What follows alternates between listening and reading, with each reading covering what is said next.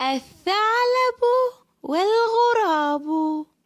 وقف غراب أسود على شجرة، فرأى قطعة جبن مرمية على الأرض، فهبط إليها والتقطها بمنقاره.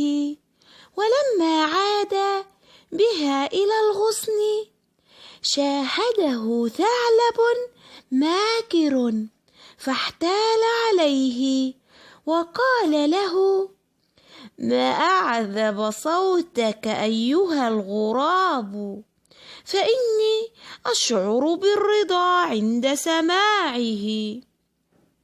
فإذا بالغراب يداخله الغرور، وحين هم بالغناء سقطت من فمه قطعة الجبن، فانقض عليها الثعلب واختطفها وهو يشعر بالانتصار.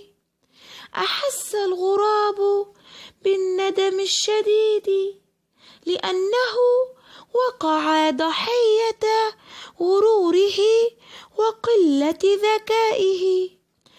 أما الثعلب المحتال فمضى بعيدا يلتهم قطعة الجبن. الثعلب والغراب. وقف غراب